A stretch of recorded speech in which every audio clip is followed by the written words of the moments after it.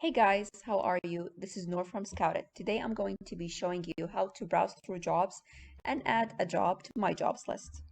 Let's get started. Click on job and scroll down. As we can see here, we have two lists. The all jobs, which is a list of jobs posted by the hiring managers on Scouted, and my jobs, which are the jobs added to my list.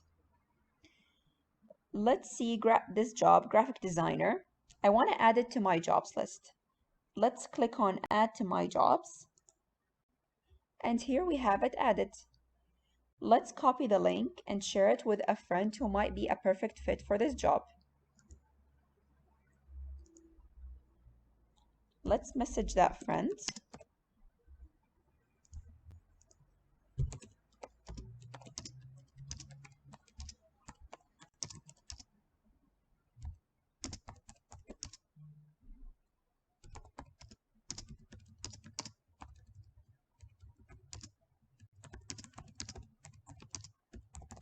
And we copy the link.